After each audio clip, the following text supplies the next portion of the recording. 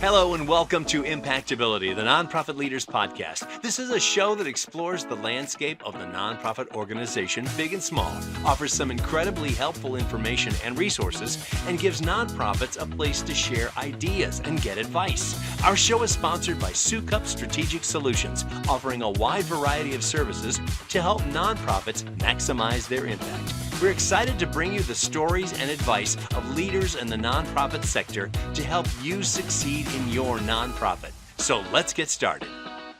Welcome to Impactability, the Nonprofit Leaders Podcast. We really appreciate you joining us, and we have a fantastic episode today with an amazing nonprofit leader, Richard LeBer. Thanks so much for joining me today, Richard, as a guest on the show. Happy to be here, Cheryl. Thanks for inviting me. Oh, you're welcome. Well, can you start a little bit by telling us about yourself and the mission of the nonprofit organization you're currently serving? Yeah, sure. So my name is Richard LeBer. I'm the president and CEO of the Harry Chapin Food Bank. Harry Chapin Food Bank is the largest nonprofit in the hunger space in Southwest Florida. We've been around for a little over 40 years. For those who may not be familiar, Harry Chapin, we're named after, was a very famous singer-songwriter in the 70s and early 80s who was very passionate about hunger and inspired the leaders who founded the food bank here in Southwest Florida to start a food bank and feed the hungry, and they requested that they be able to name the food bank in his honor. I never knew that. I never knew that about the Harry Chapin Food Bank. That's really great. Did he ever come and visit? Yeah, he played concerts here. I don't know if really? you know the song "Cats in the Cradle and the Silver Spoon." Oh, Little sure. Boy Blue. Yeah, that's Harry Chapin. So Yeah. people today, young folks may not remember him, but folks, I think a little older generation certainly remember Harry. He was very passionate about hunger. He played a number of concerts here. I know folks who went, and so he has some connections to Southwest Florida, and so there were some folks who knew him from Long Island in the New York area where he was from, and moved down here and got involved in hunger charities down here, and so that's how we came to have his name. Oh, that's great. Well, tell me, how did you come to be in the leadership position that you're in right now with Harry Chapin Food Bank? Well, it was kind of a long and roundabout journey. I have a technical undergraduate degree. I went to business school. I was heading in a management track. I was corporate executive for a number of years. It was really never the plan to be a nonprofit executive. But along the Is it way, for most of us, right? well, yeah, that's exactly right. Along the way, I got involved with the food bank. I was living in Atlanta at the time, and I got involved with the food bank up there. My company adopted them as sort of our corporate charity of choice because we were serving a lot of restaurants, and that seemed to be a nice fit for us. And I just fell in love with what the food bank did and the impact that it has in a community. And so, many years later, I had the opportunity to actually join the food bank and help the CEO there. And that's how I got directly involved in working in a food bank. And then And that was in Atlanta? that was in Atlanta, yeah. Yeah. And some years later, I got connected to the opportunity in Southwest Florida, and it's been almost 9 years. It's been over 9 years now. So here I am. Wow, that's great. And you've done so much with this food bank, growing it significantly. So, Mhm. tell me what inspires you about the work that you do? I don't know anybody who doesn't think that having food on the table for yourself and your family isn't a fundamental part of everyone's life, and that that's really a terrible shame that anybody should ever find themselves in a position of going hungry, There especially in is. America with all of our wealth and prosperity, that we have people who regularly don't have enough food for them and their children. Just is, I find, appalling. Um, Yeah. and a food bank has such an impact in a community because we exist, because other food banks like us around the country exist. There's just much more food available for organizations that we provide food to. 'Cause I think everybody should understand that the fundamental role of the food bank is that we gather food in the millions of pounds from retail stores and from farms and from a variety of other sources, and we make it available to, in our case, about 175 other organizations, many of which are household names in this region: Community Cooperative, St. Matthew's House, Salvation Army.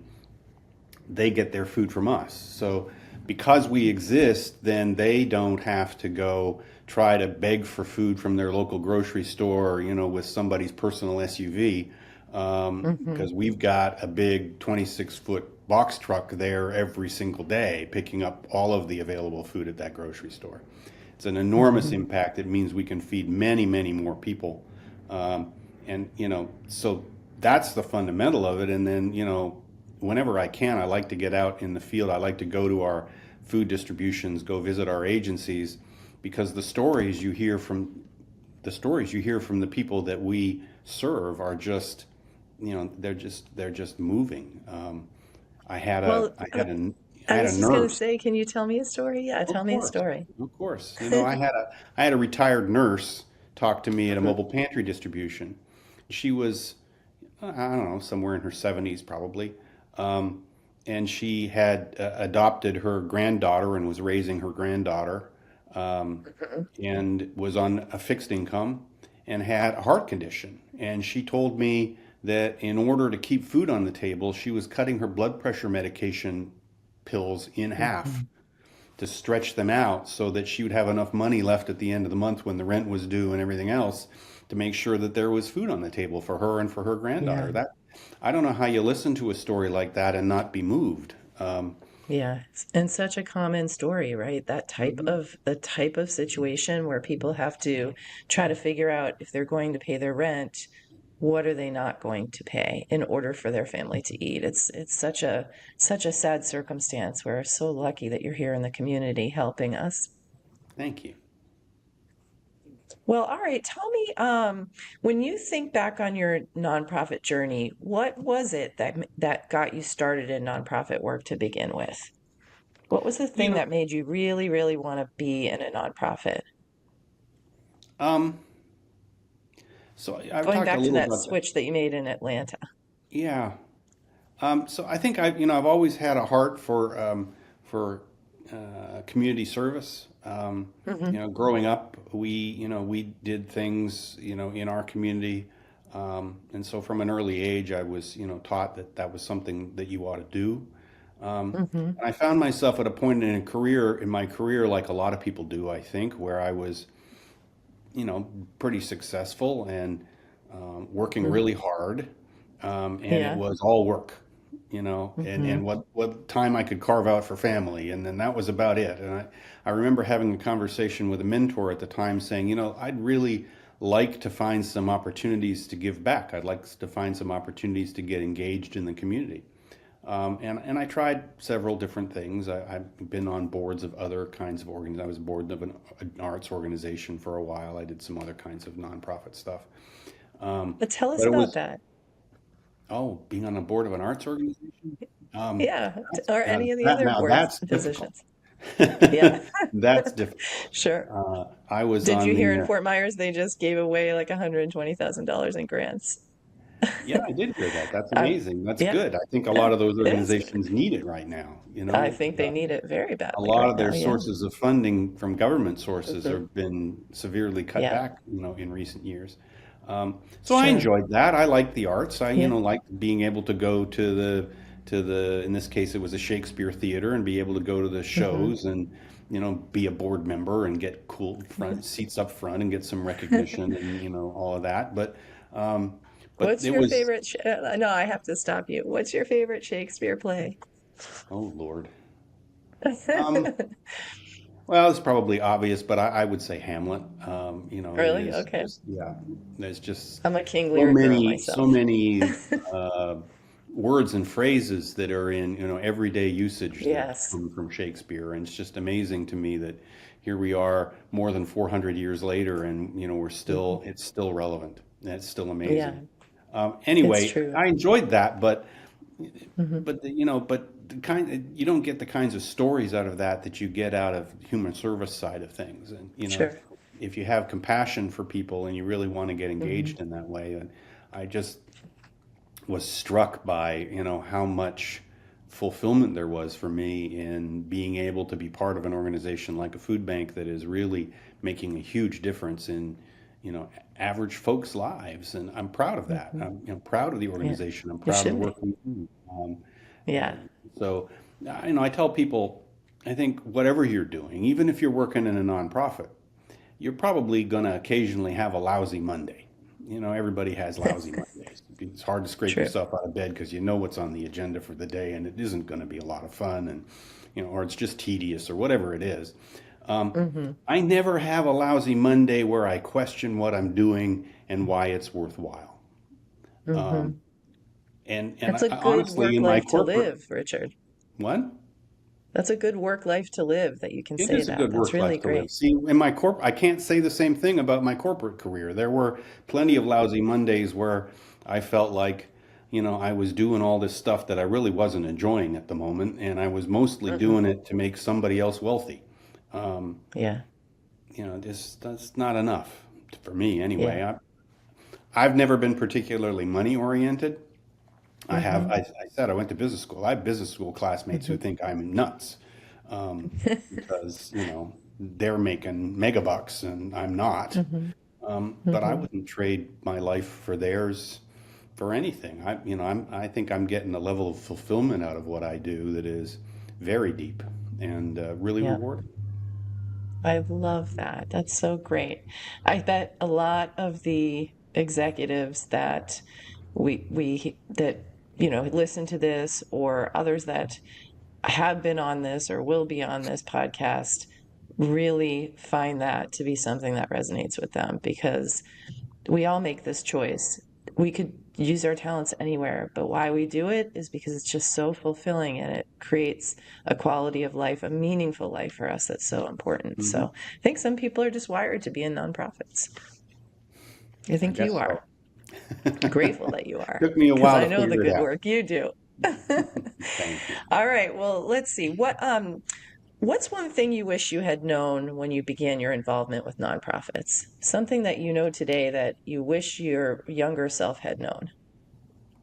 Um, I think it's the importance of the culture in the organization. It's the Mm. importance of not only the health of the culture in the organization, but also the linkage of the culture to the mission. Um, Hmm. you know, Yeah, talk about that a little more. people talk about nonprofit companies, and they have a whole lot of misconceptions about what a nonprofit is. Hmm. First of all, misconception number one is that because they're called nonprofits, they're not supposed to make a profit. Hmm. That is absolutely untrue. If you don't make a profit, Right. you wind up with no money in the bank, and no money in the bank is a very bad place to be. Hmm. But what it does mean to me, and the term I prefer to use when I can, is mission driven organization, because nonprofits Hmm. have the luxury um, that honestly our corporate friends don't have, of putting the mission ahead of profit and being able to make Yes. decisions about where the organization is going to go based on what's best for the mission. And Right. that's intimately tied into the culture of the organization. You want to attract people to the organization who are committed to that mission and committed to a culture that is understanding of the complexities of that, because that can get quite complicated sometimes. Everybody has a slightly different idea of what's most important to the mission. It's not as clear cut as, we have two options and this one's more profitable, so that's what we're doing. Hmm. I don't think I fully understood that. I think I was a little brash and impatient and maybe a little too linear in the beginning, in terms of giving people time to contribute and to think things through and to link what they're doing back to the mission, and creating a culture that supports that and encourages people wherever they are in the organization to put their 2 cents in, um, Hmm. so that the organization can thrive. I think that's so important. That's a really important thing that you just shared, because we just talked about why people end up taking their time and their talent and coming into a nonprofit as a professional to work there. And whether Mhm. you are driving the truck or sorting food or stacking things on shelves, or you're the chief development officer, or you're the chief financial officer, anywhere in between, you're there because you care about the mission. And so if you can't connect that to what, why they're doing their job every day, then I think people are going to get a little lost along the way. So that's really They, wise. they are. And if you're coming in from outside of nonprofits, Hmm. the corporate culture at Goldman Sachs isn't going to work here. The decision-making It's true. style that you learned in business school or you learned, at whatever at bank that you worked for, or major retailer or whatever, may not work here. And Hmm. it doesn't mean that it's wrong. It doesn't mean that it's bad. It's just different, and there's reasons for that. Yep. So do you guys have in your on your leadership team, this is a question on the side. Do you have a rubric that you use for your decision making? Is there some framework that is your tried and true trusted way of making decisions in your organization? I don't know that it's as formal as a rubric. Yeah. We have certainly had conversations about the elements that need to be included in a decision. For example, Hmm. you need to think about it, the impact of the decision you're making from several points of view, notably the point of view of the neighbor that you're serving. Hmm. In our case, since we serve those people indirectly often through other organizations, you need to think about it through the eyes of the partner organization that is helping you with that, whichever Hmm. agency that may be. Certainly, you need to think about it from a financial standpoint. You need to think about it from a personnel standpoint. And you need to think it through. Food banks are in some senses operationally a little more complicated than some other nonprofit organizations. There's lots of moving parts, millions of pounds of food, trucks, equipment, warehouses, Hmm. all kinds of stuff going on. So if you're going to make a change, you need to Hmm. make sure that you've thought through, what does this mean all the way through the value chain? What does this mean for the driver? What does this mean in the warehouse? Maybe it doesn't mean anything, maybe it does. What does this mean for our record keeping and our processes and our systems? What does this mean for the agencies that we Hmm. serve? And making sure that before you've locked in on this is what we're going to do, Yeah. you've thought through all the implications there, because sometimes there are some snags hidden in all that Hmm. stuff that you might otherwise. And we have, like all organizations, we're not always perfect in our execution. And I think And who is? frequently when we've tripped, it's been because there was some unexpected consequence that we hadn't Hmm. thought through, with a decision that we made in a bit too much of a hurry. Yeah. Yeah. Well, that's great. Thank you so much for sharing that. Um, what do you think are some of the best resources that have helped you along the way in your nonprofit leadership roles? All kinds of resources. So I went to an executive leadership training program. Hmm. I went to ELPNO, I was in Atlanta. ELPNO is run by the University of Georgia. It's a great Okay. program, by the way. It's not restricted to Georgia residents, and it's run by their Oh, School of okay. Business. And it's a Hmm. week-long intensive, like 25, senior, up and coming or senior leaders of nonprofits in a broad-based curriculum that was really helpful to help me shift out of the corporate mindset. It wasn't that the topics Hmm. we were learning were completely new to me, but the Sure. shades and the nuance and the issues related to you thinking about those things in a not-for-profit setting was really helpful. Always helpful to have a chance to step away and step back and think about what's going on, so you don't get caught up in the you know it's Tuesday and I need to get through this thing. Hmm. It's easy to be down in the weeds all the time. That's Yeah. really helpful. I found my peers in the nonprofit community to be really helpful. Hmm. I've got folks that I know and I rely on, whose advice I value, who are candid and honest, and we share warts and all things that are going on, and that's really helpful. Um, That's great. feeding, yeah, in the food banking in particular, since food banks have defined territories and really don't compete with one another, um, Hmm. we're very collegial, and so I'm quite well connected to all the other leaders of all the other food banks in Florida, and through Feeding America, the national association, I'm connected Hmm. to food banks all around the country. Um, those are all What great resources. what a great benefit of being Yeah, a part of that network. That's yeah, amazing. yeah.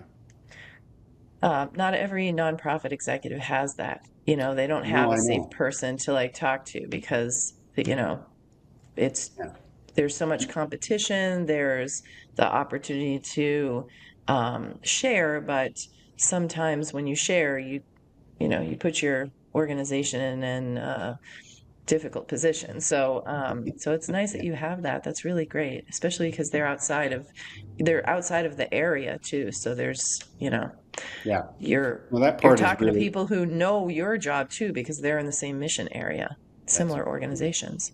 that's really That's helpful. I nice. would encourage, even if your particular sector doesn't have that kind of capability, I would really encourage anybody to try to build your own network as best you can. Yeah. You may have to do it hit or miss, and you may find that there's 50% of the people you'd like to be able to talk to about things that you can't for a variety of reasons. Hmm. But my guess is there's 10 or 15% of them in there somewhere who are, trustworthy, straightforward, honest, experienced, savvy people. And if you can find them and make them, you know, confidants, mentors, however you want to call it, that's really, really Hmm. helpful. It sure is. I love that idea. Well, so for anybody listening out there that just doesn't have that network, you can reach out to Richard on LinkedIn, I'm sure.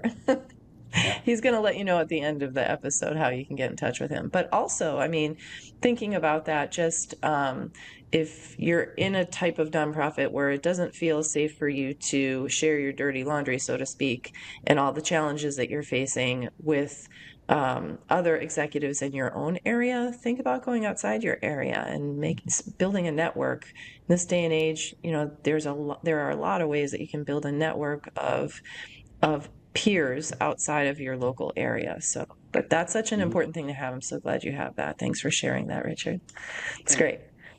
All right, now we're going to take a quick break and we will be back with you shortly. You're in this to make a difference, to create change, to serve your community with purpose. But without a clear strategy, even the most inspiring mission can stall. At Sukup Strategic Solutions, we can help you turn your mission into results with expert guidance on the development of your long-range strategic plan. With decades of nonprofit experience, our team of experts help nonprofits plan boldly, lead effectively, and grow sustainably. Our customized strategic planning services empower your organization to move from vision to action with clarity, confidence, and alignment. Whether you want to expand your programs, strengthen your board, or prepare for long-term sustainability, our strategic planning services are customized for where you are and where you want to go. Our expert team guides you through every step, from stakeholder engagement and data gathering to goal setting and action planning. The result? A roadmap that brings clarity, energizes your board and staff, and drives measurable impact. We believe strong leadership and thoughtful planning drive meaningful results. So if you're ready to sharpen your focus, engage your board, and expand your impact, let's move your mission forward together. Visit our website today at soukupstrategicsolutions.com and schedule a free consultation. That's SOUKUP strategicsolutions.com.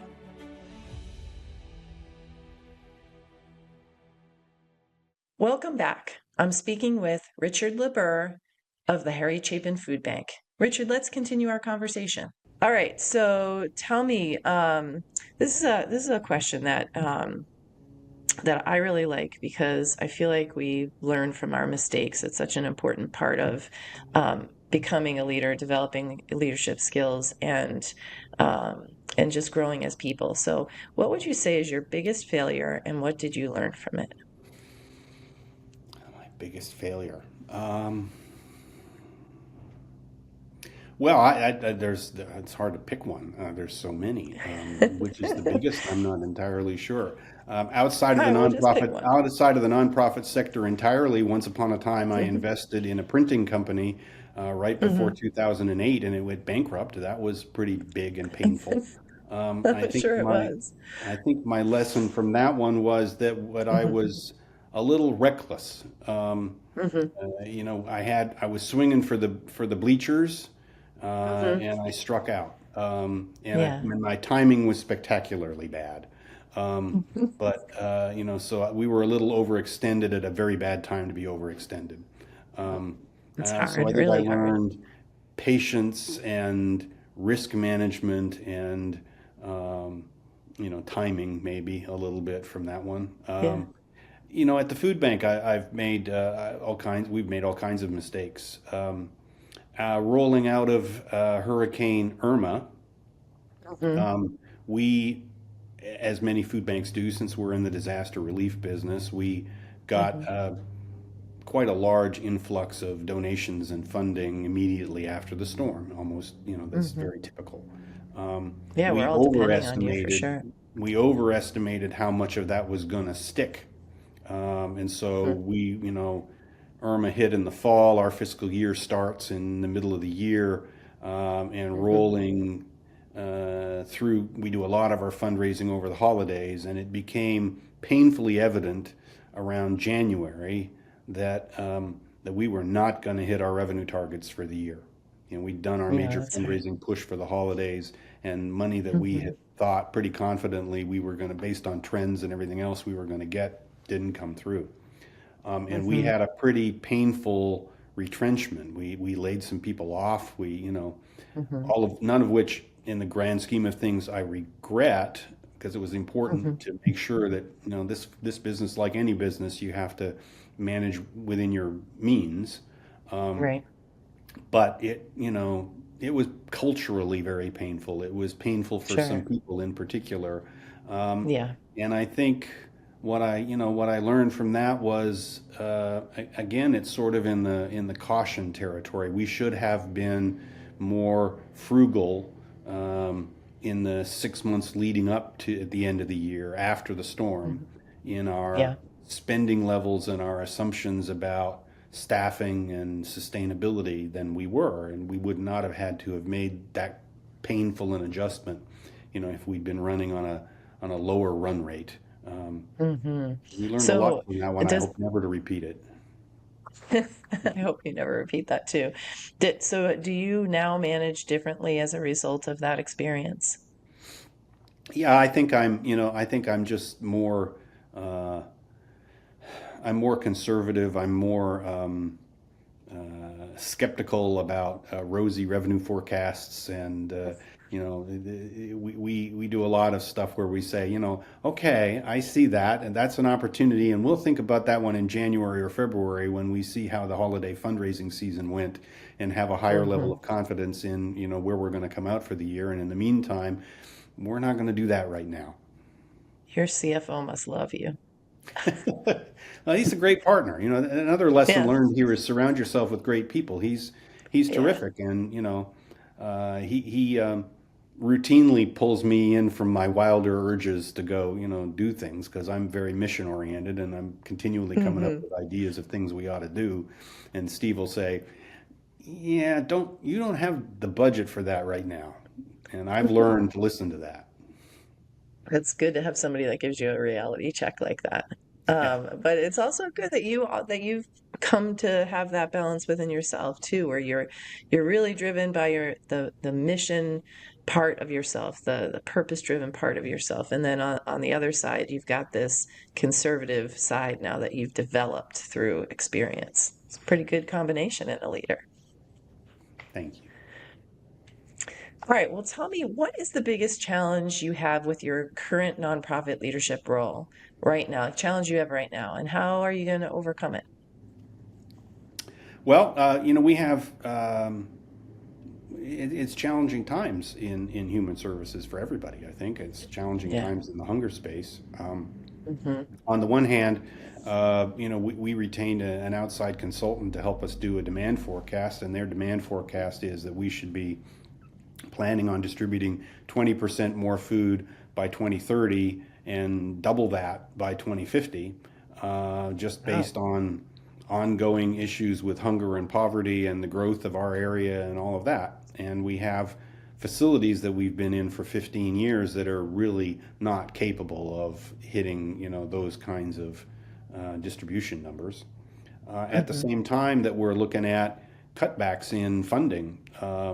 Yeah. It's a little hard to be too definitive about that because there's a lot of uncertainty about it. I don't think any of us know for Yeah. sure exactly how that's all going to play out, but a significant portion of our funding, fortunately not the majority of it by a long stretch, but a significant portion of our funding comes from federal sources, and those Hmm. are probably not going to continue at the normal levels. So we're, figuring out how are we going to meet those demand numbers with diminished resources. It's causing Hmm. us to focus on efficiency. It's causing us to focus on how good a job we're doing of private fundraising, how good a job we're doing at private food donation sourcing.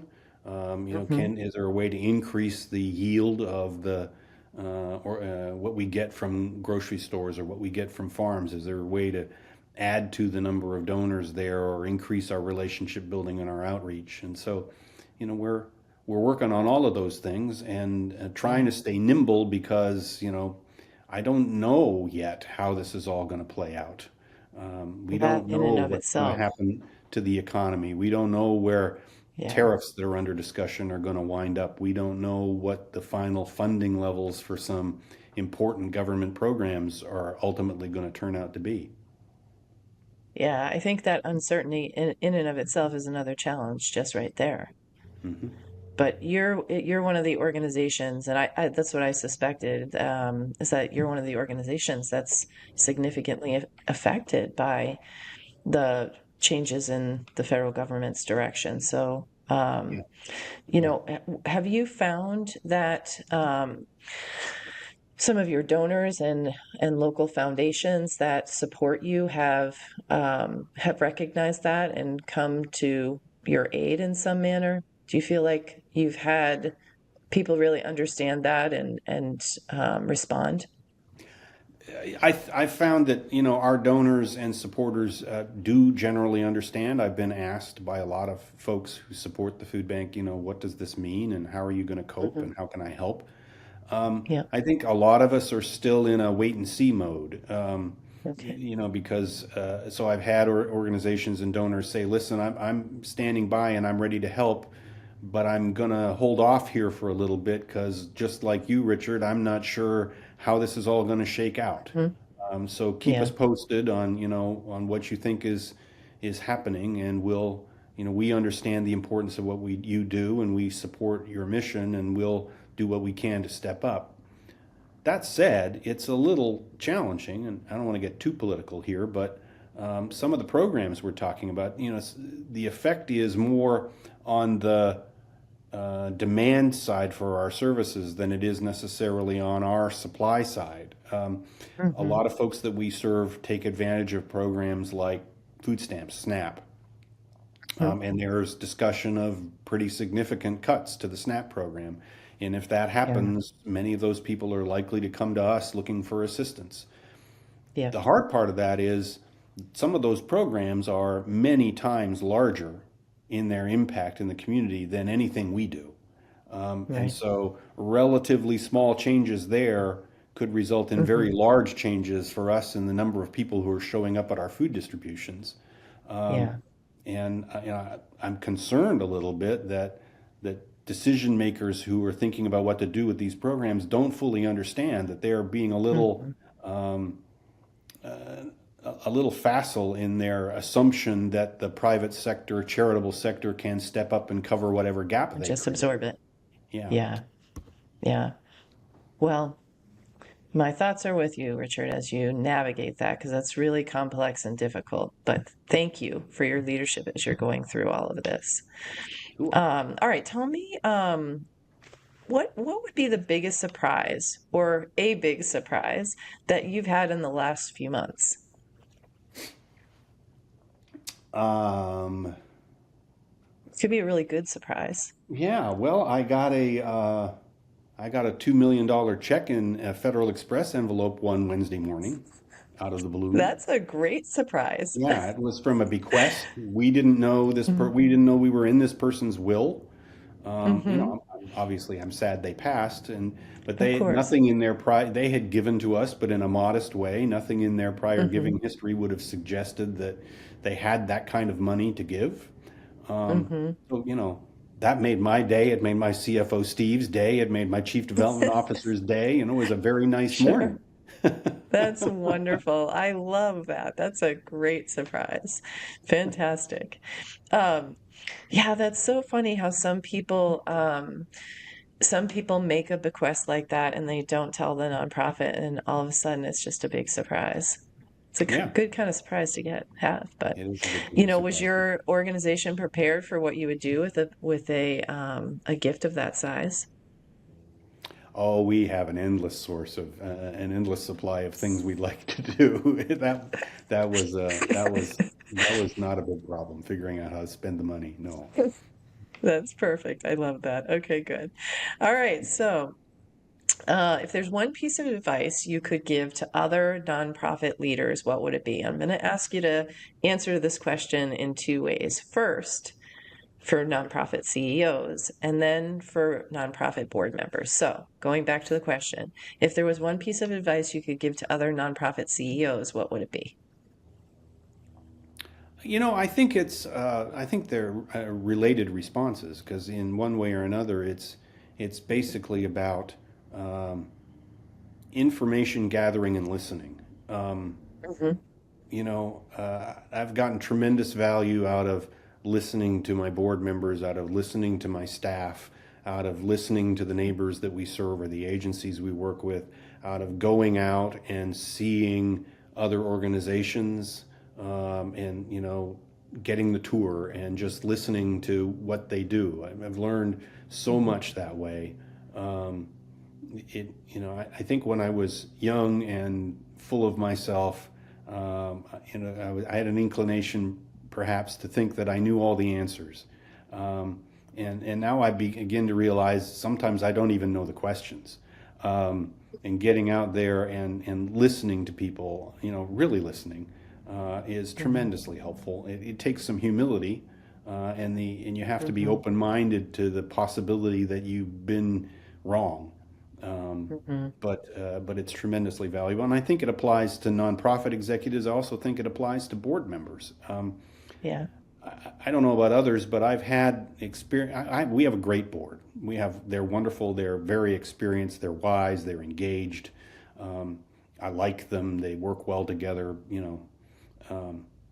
And maybe that's part of my advice to nonprofit executives also is pay Hmm. attention to the composition of your board.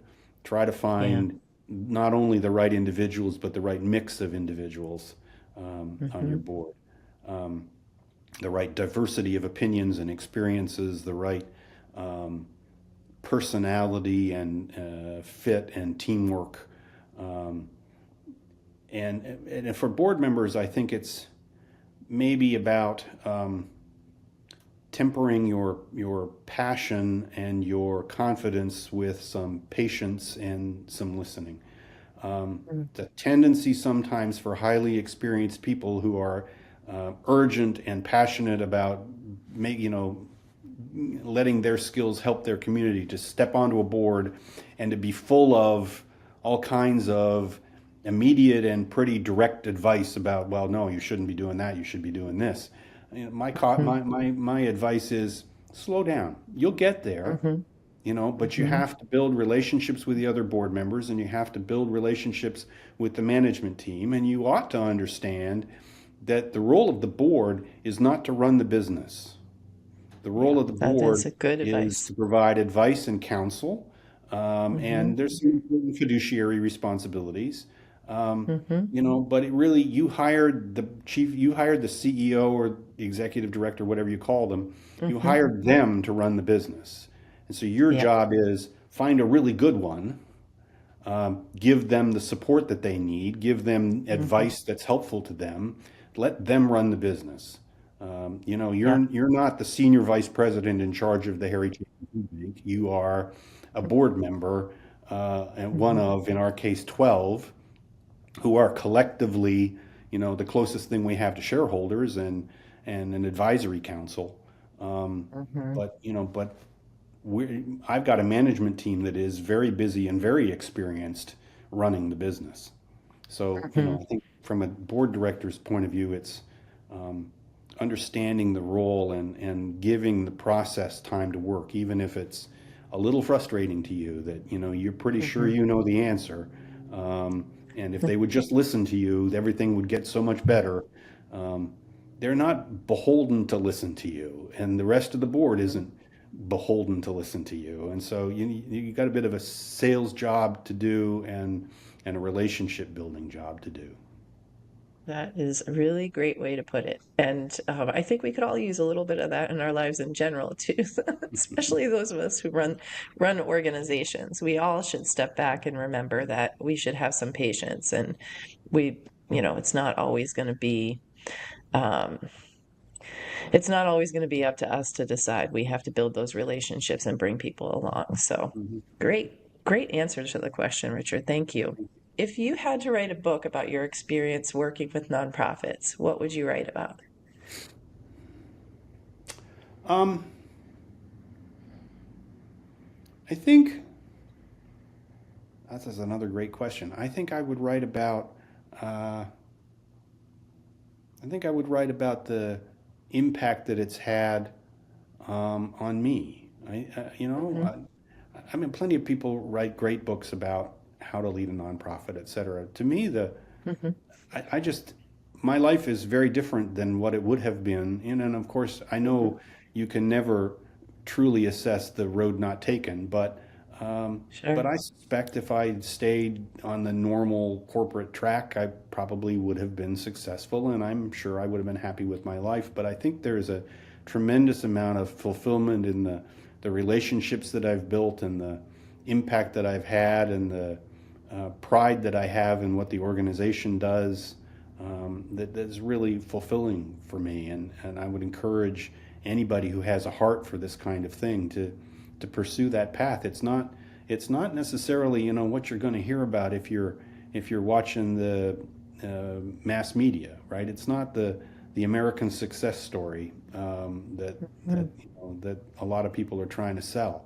Um, but it's a great life and it's a great opportunity, and I would encourage anybody to pursue it. Yeah, I agree with that. That's a great way to put it, Richard. One thing I think about is that um, as nonprofit professionals, um, we have this great luxury of surrounding ourselves with generosity. Like everywhere we turn, there are generous people. And like when you're out in the world and you encounter somebody who's not part of your bubble, it's a little jarring. Hmm. Because most of the people that we get to work with day in and day out or see on a regular basis, even friends that we make, tend to be generous in nature. And so we have this wonderful opportunity to be around people that are trying to share with one another and just make the world a better place. And it's a pretty great thing to be Hmm. able to live a life like that. So it's one thing I appreciate a lot. Yeah. I will um, say one of the things Good. about working in the food bank, Hmm.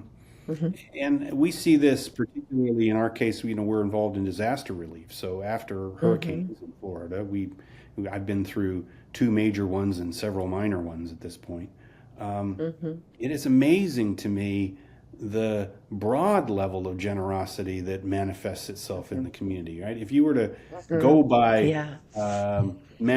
popular media, how many zombie movies are there out there where, when the world goes to hell, everybody turns on one another and Hmm. every man for themselves and, guarding everything with their shotgun, and it's terrible. My Yeah. experience is when the world goes to hell, everybody Hmm. pitches in and helps. Yeah. Everybody pitches in It's and helps. that's a great perspective to be able to uh, just live by, right? To be able to Mhm. have that as your perspective and what you see day to day. You're a very blessed man. Thank you. Yeah, I am. I really am. Well, all right. I have one last question. Where can our listeners find you online, Richard? Well, they can find me on LinkedIn, Richard LeBer at linkedin.com. I rarely, I have a Twitter account. I think it's RLEBER. I rarely use it, to be honest, or whatever they call Twitter these days. And I'm on Facebook a little bit, but not that much. The food bank is all over the place. The food bank, Harry Chapin Food Bank on Facebook, and I think they're on LinkedIn and they're on Instagram, and I'm sure some others that I'm not thinking of. But so we're out there, and we're not that hard to find. And if people want to send me an email, I think my email's on the so they should go to hcfb.org. That's our website, and I'm pretty sure that they can contact me through there as well. Great. It's not a All right. secret. It's RLEBER at hcfb.org. So if people want to email, Wonderful. go ahead. That's great, Richard. Okay, well, wonderful. Thank you so much for being on our podcast today, Impactability, the Nonprofit Leaders Podcast. We really appreciate your participation today. Thank you, Cheryl. I appreciate it. I enjoyed it.